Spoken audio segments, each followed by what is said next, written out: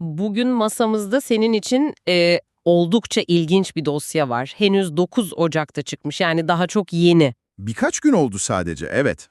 Aynen ama şimdiden interneti resmen ikiye bölmüş bir video oyunu. Pathologic 3.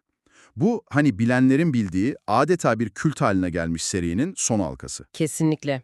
Hayranları için sıradan bir oyun değil, bir nevi kutsal metin gibi. İşte tam da bu yüzden elimizdeki kaynaklar da konunun ne kadar hararetli olduğunun kanıtı gibi. Bir YouTube yayıncısının ilk izlenimleri var, Reddit'te oyun kolaylaşmış diyenlerle. Asıl şimdi zorlaştı diyenlerin birbirine girdiği başlıklar. Aynen öyle. Oyunun wiki sayfasından detaylar, geliştiricilerle yapılmış acayip bir röportaj ve tabii ki ilk satış rakamları. Kısacası tam bir curcuna. Ne? Onu çözeceğiz. O meşhur mekanikleri neymiş, zaman yolculuğu olayı nasıl çalışıyor ve oyuncular neden bu kadar farklı tepkiler veriyor, bütün bunları senin için masaya atıyoruz. Harika. Hazırsan bu tuhaf kasabanın sokaklarına dalalım. Hadi bakalım. Peki, en temelden başlayalım. Bu oyunun olayı ne? Kaynaklara göre sen Daniel Dankovski adında bir tıp doktorusun. Başkentten gelmiş, son derece bilgili, belki biraz da kibirli bir doktor. Evet, tam olarak o. Ve kendini kum vebası denen gizemli bir salgının vurduğu böyle dış dünyadan kopuk tuhaf bir kasabada buluyorsun. Görevin de bu vebayı 12 gün içinde çözmek. Ve bu veba şaka değil, yani belirtiler çıktıktan sadece 5 saat sonra insanları öldürüyor. 5 saat mi? İnanılmaz bir baskı. İnanılmaz. Ama buraya kadar her şey aslında klasik bir patolojik oyunu gibi, değil mi? Görünüşte öyle. Ama asıl ilginçlik hikayenin sana nasıl sunulduğunda başlıyor. Oyun sana olayları kronolojik olarak yaşatmıyor. Nasıl yani? Şöyle ki, ana karakterimiz Daniel bir sorgu odasında ve yetkililere başından geçenleri anlatıyor. Yani sen aslında oyun boyunca onun anılarını oynuyorsun. Bir dakika, bu çok önemli bir detay. Kesinlikle. Bu da en başından masaya güvenilmez anlatıcı kartını koyuyor. Yani gördüklerinin ne kadarı gerçek, ne kadarı onun çarptırdığı bir anı. Yani bir doktor olarak bilimsel bir metotla salgını çözmeye çalışıyorum ama oyun bana en başından "Dikkat et, bu anlattıkların yalan olabilir." diyor. Bu oyuncu için sinir bozucu, değil mi? İşte oyunun dehası da burada yatıyor. Bu güvensizlik hissini bir mekaniğe dönüştürmüşler. Oyun seni doğrudan birinci günde başlatıyor. Tamam. Anlaşılan o ki her şeyi berbat etmişsin.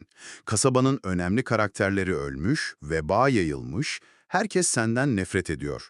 Bu sadece bir hikaye anı değil, o çaresizliği sana ilk andan tattıran bir tasarım kararı.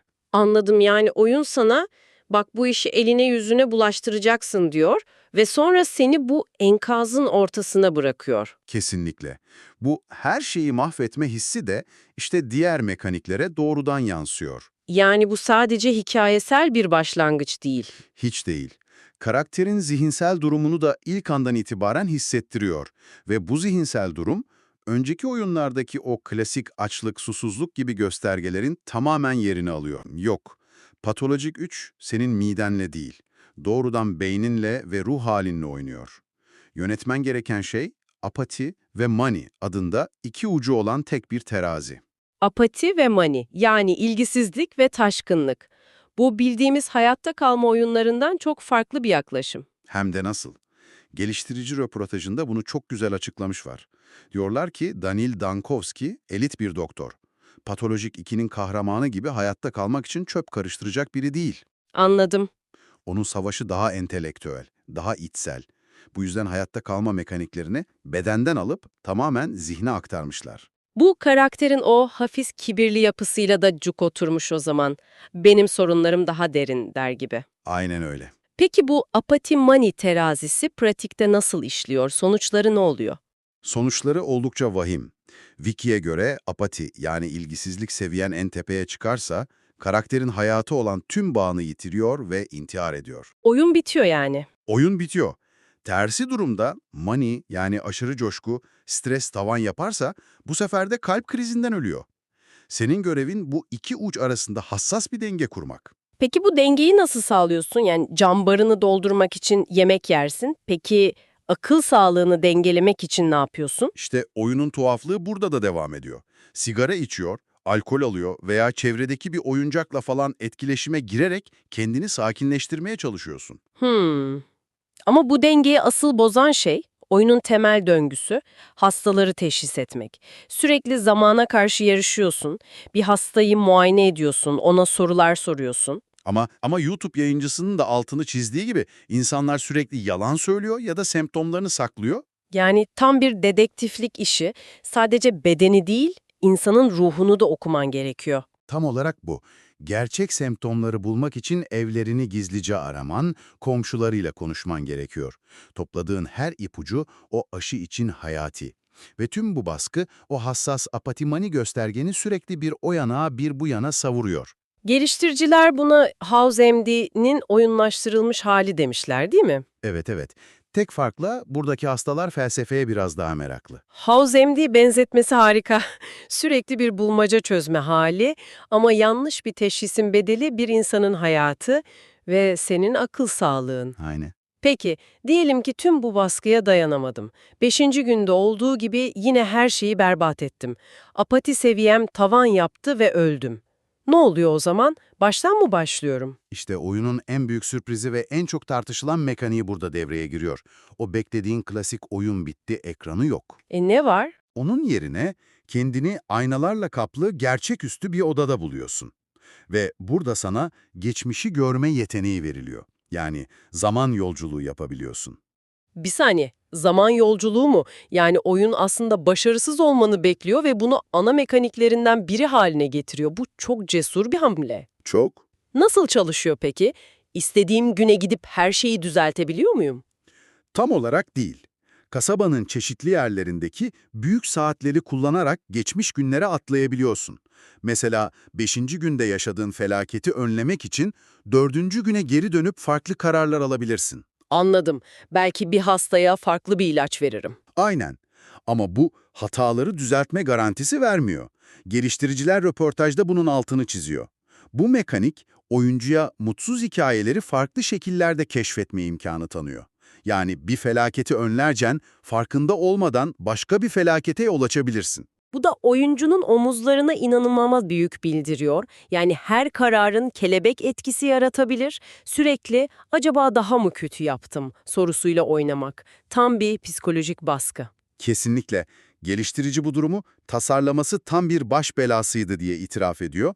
Ama bu sayede oyuncunun kesin bir başarısızlık duvarına toslamadan hata yapmasına olanak tanıdıklarını söylüyor. Peki bu sınırsız bir hak mı? Değil. Bu yeteneği kullanmak için amalgama adında bir kaynak harcıyorsun. Bunu da etraftaki aynaları kırarak topluyorsun. Yani zamanı her büküşünde aslında gelecekteki bükme potansiyelinden yemiş oluyorsun. Yani bu bir geri al tuşu değil, daha çok acil durum kredisi gibi. Ve bu kredi tükenebilir. Aynen öyle. Reddit'teki bir kullanıcı durumu çok güzel özetlemiş. Elinde ne kadar az amalgama kaldığını, aptalca bir hata yüzünden son parçasını da harcayana kadar fark etmiyorsun. Vay canına. Bu da zaman yolculuğunu stratejik bir karar haline getiriyor. Bu hata geri dönmeye değer mi, yoksa sonuçlarıyla yaşayıp amalgamamı daha kötü bir gün için mi saklamalıyım diye düşünmek zorunda kalıyorsun. Anlıyorum. Tüm bu mekanikler bir araya geldiğinde ortaya çıkan tablo şu: güvenilmez bir anlatıcının anaları üzerinden akıl sağlığını bir kaynak olarak yöneterek zamana ve yalancı hastalara karşı yarışıyorsun. Ve başarısız olduğunda sınırlı bir kaynakla zamanı bükerek hatalarını daha kabul edilebilir hatalarla değiştirmeye çalışıyorsun. İnanılmaz katmanlı bir yapı. Peki oyun çıkalı sadece birkaç gün oldu. Oyuncular yani bu deneyi bizzat yaşayanlar ne diyor? İşte işin en ilginç kısmı da bu. Kaynaklar özellikle oyunun zorluğu konusunda topluluğun tam anlamıyla ikiye bölündüğünü gösteriyor. Öyle mi? Evet, bir tarafta serinin eski hayranlarından oluşan ve oyunun fazlasıyla kolaylaştığını düşünen bir kitle var. Kolaylaştığını mı? Anlattığın onca şeyden sonra bu biraz şaşırtıcı geldi. Neye dayanarak bunu söylüyorlar? Temel argümanları şu: zaman yolculuğu mekaniği, serinin en korkutucu yanlarından birini, yani kalıcılık hissini ortadan kaldırmış. He, anladım. Reddit'teki bir kullanıcı, eskiden sevdiğiniz bir karakter sizin hatanız yüzünden 3. günde ölürdü ve biterdi, şimdi ise neyse 3. güne döner düzeltirim diyebiliyorsunuz, bu da gerilimi öldürüyor diyor. Yani dedektif görsel romanına dönmüş diyenler var. Aynen o ifadeyi kullanıyorlar. Bu aslında çok geçerli bir nokta. Geri dönülemez kararların ağırlığı, o çaresizlik hissini besleyen en önemli şeydi. Peki diğer taraf ne diyor? Onlar neden katılmıyor bu görüşe? Diğer taraf ise zorluğun örmediğini, sadece form değiştirdiğini savunuyor. Onlara göre zorluk, bedensel hayatta kalmadan o acımasız psikolojik hayatta kalma mücadelesine evrilmiş. Yani hayatta kalma mekanikleri zihne aktarılmış diyorlar. Tam olarak. Bir kullanıcı apati göstergesinin ne kadar hızlı tükendiğini gördüğünüzde şoka uğrayacaksınız diye ekliyor. Yani tartışma aslında kolay mı, zor mu değil, ne tür bir zorluk üzerine kurulu. Kesinlikle. Hatta zaman yolculuğunun oyunu daha da zorlaştırdığını söyleyenler bile var. Çünkü bir günü tekrar oynadığında ilk denemende kullandığın kaynaklar, o değerli ilaçlar geri gelmiyor. Etraftaki kutular boş oluyor yani. Boş oluyor. Yani ikinci denemene daha dezavantajlı bir konumda başlıyorsun. Bu da her geri dönüşü çok daha riskli hale getiriyor. Bu da aslında geliştiriciler için büyük bir risk. O kemik kitleyi, alıştıkları zorluk türünü değiştirerek yabancılaştırma tehlikesi var. Bu tartışmanın tam kalbindeki soru. Ayrıca oyunu kolay bulanların çoğunun henüz hikayenin başlarında olduğuna dair genel bir kanı var. O da var tabii. Reddit'te 9. bine ulaşmış bir oyuncu şöyle bir yorum yapmış. Oyun genel olarak daha affedici, evet, ama öyle anlar geliyor ki bir anlığına dikkatiniz dağılırsa sizi denizin en dibine çekip boğuyor. Yani zorluk daha ani patlamalar şeklinde geliyor olabilir. Aynen. Peki tüm bu tartışmalar, bu radikal değişiklikler satışlara nasıl yansımış? Stüdyo bu riski aldığına pişman olmuş mu? Hiç de değil. Icepeak Lodge için sonuçlar oldukça iyi görünüyor. Oyun Steam'de aynı anda 3200'den fazla oyuncuya ulaşarak stüdyo için bir rekor kırmış. Bu iyi bir rakam. Çok iyi. Yorumlar da %79 oranında olumlu. Ama en ilginç veri şu, bu yorumların %55'i yani yarıdan fazlası Rusça.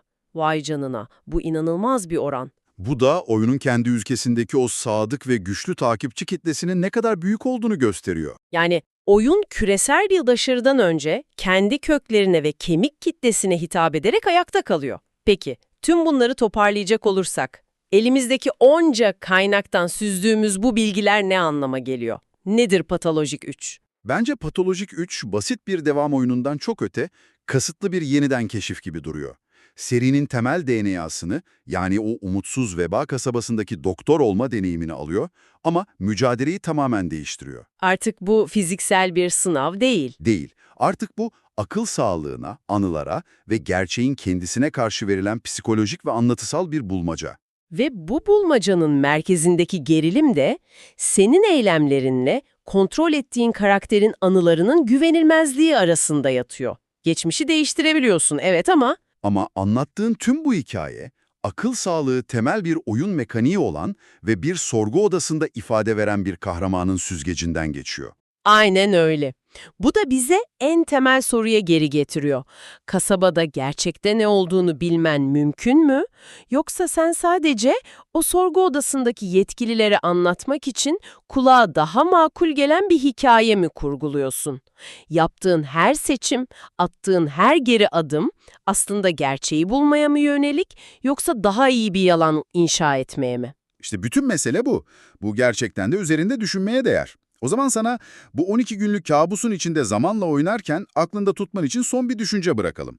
Oyunun en başından beri sana sunduğu bu yapı, yani bir sorgu sırasında anılarını anlatma durumu aslında karakterin için bir savunma hazırladığını ima ediyor. Peki o zaman senin asıl amacın ne? Gerçekten de bir tedavi bulup kasabayı kurtarmak mı, yoksa sadece olayların sonunda kötü adamın sen olmadığın bir versiyonunu inşa etmek mi?